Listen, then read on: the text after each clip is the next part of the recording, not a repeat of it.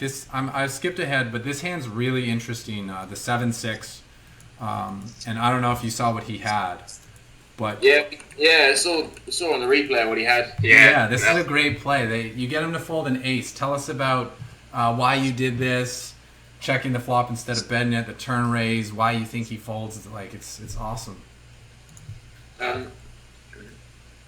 I'll let Charlie explain. I think it's probably a bit more concise from. Okay, so when you heads up and you're deciding whether to c-bet things like bottom pair, Yep. a lot of times in cash games you want to be c-betting a lot of bottom pair hands, but in heads up you're going to be c-betting so much.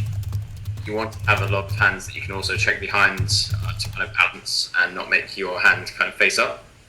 So 7-6 is one of the ones that we don't have any backdoors as well, so we want to be so we won't be able to double barrel. So I think it plays a lot better as just pair equity. Mm-hmm. So we check back and we get a king turn.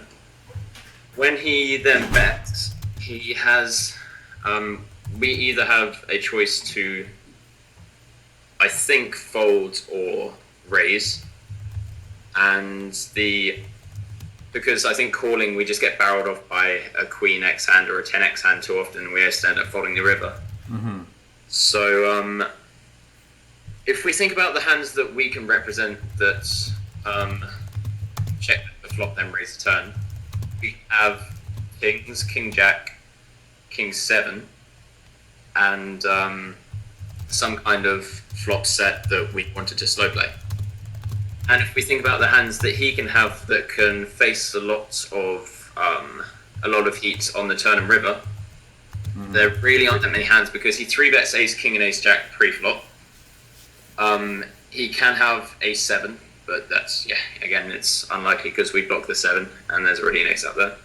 Yeah. And he can have queen 10, which, would be unfortunate, but you can't, when you're playing heads up, he has such a wide range. So I think by raising that, he wouldn't expect us to check back air and raise it, and we just can't have many bluffs, I think, in his opinion. So I think it's a play that I don't think people would expect you to make too often. And even if he does call the turn, which he probably should have done with his hand, we can just bet massive on the river.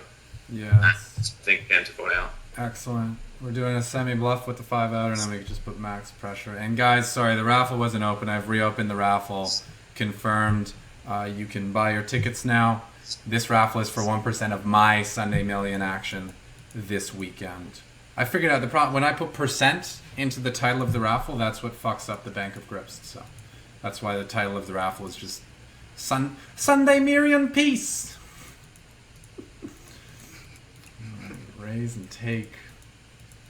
Raise and take. This guy's got a limping strategy. That's cool. Cool. Whatever. Cool. Can't take it at that. I'll get a walk. 3 bets it wins, and I don't want it to show both cards because then they'll know when the last hand is, and we don't want that. Check, check, check, check, check, check, check, check. Hero call for the chop. Cool stuff. Oh, we got jacks. Oh. No action. Queen 3. Defend. Go for it. Go for it. Got him to fold. Since this is probably one of the last interesting hands, we bet the turn when he checks back the flop because he was pot controlling and could have overcards and stuff. Let's talk a little bit about that, but mostly talk about following through on the river and why you opted to do that. I think once he checks back the flop, we can narrow down his range quite a lot, especially somebody that won't play heads up that much, probably won't have that much of a checking back range. So a lot of his hands will be ace highs, which will be looking to bluff catch, and some of it will be deuce X and some weak 6X, I think. So when we are betting the turn with folding out a ton of his ace highs, I think the hands that call us are hands like ace king, maybe ace queen, ace 7, ace 9, and then still the deuce X and 6X. And it's hard for him to have an 8 in his hand unless it's specifically ace 8, because I think a lot of them will just c-bet the flop. And he won't have a 10 because they'll c-bet the flop almost 100% of the time.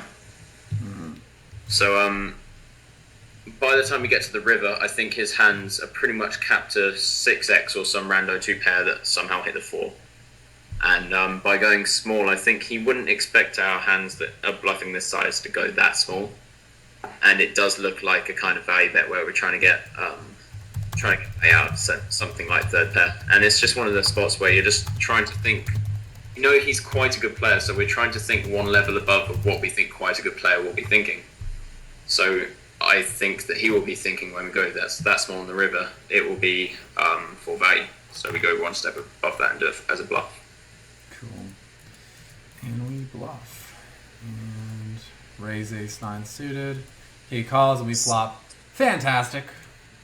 We're ready to go with this. Actually, me and John, when we were looking at the replay last week, he was thinking that with you having showdown value and not too many cards you're afraid of, that flatting this check raise was a good option. And I said, well, we want to get it in against Jack Queen and King Queen and King Jack of Diamonds. But I want to hear your guys' thoughts on why you opted to click back rather than just calling the check raise here on this flop with the ace-9 of diamonds.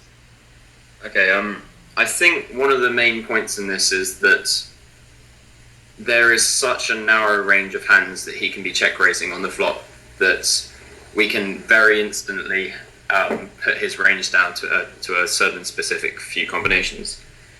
His value hands at first can be aces, which, there's only one combination of and probably 3-bet pre most of the time. Tens, which would have shoved pre, and deuces, which I think a lot of the time still would have shoved pre, and I think should shove pre. But I'm not 100%. I'm quite sure that they should. So then if, we can say he can have deuces, say 50% of the time, which usually there'd be 6 combinations, but if we say 3 combinations, but now there'd be 1.5 combinations. And then if we look at the kind of drawy hands that he would be doing it with, it would be King Jack of Diamonds, Queen Jack of Diamonds, and maybe 3-4, 3-4. Yeah, 3-4, 3-5 of diamonds, and 5-4 of diamonds. So I think by clicking it back here, we'd sometimes get it in against deuces, but the only reason we would call is if we think that he's going to carry on bluffing, and I just don't think he's got that much of a range that will. First of all, he may decide to just rando bluff just like Jack 9 here, but he's not going to continue on the turn enough of the time for it to be much more profitable. And I think there's much more value in clicking it back and making sure we get in against those hands that have 3 outs and have to avoid the redraw. And because he's going to be 3-betting ace 10 pre and ace, all the aces that beat us. So the only ace X that we lose to is ace deuce. Oh, yeah, ace deuce. And we're actually, equity-wise, we're ahead of ace deuce on the flop. So, even though we are technically behind ace deuce now, we have the highest percentage chance of being ahead of the river. So we're actually almost getting it in for value against his best value hand. Yeah. So, I think it's just a good spot to 3-bet and get it in. So they 3-bet, he's all in. We snap call. Yeah, And and gets shown that he doesn't show deuces. And he gives us the bad news. 30%, 18%, 0%. But what we did get is 100% of $168,000. This Sunday we'll be playing for $1 million potentially, and you guys have a chance to have 1% of that. Urson's got 1%, Lasnik has 1%, and I will be announcing the winner of the raffle very shortly. I just want to thank Ben and Charlie for doing this review with us. If you guys, in between asking for tickets and G-Chips, could give them some love in the chat, that would be much appreciated. They went out of their way to even get to a place where they had enough internet to be able to do this review, so big thank you to these guys. Much appreciation.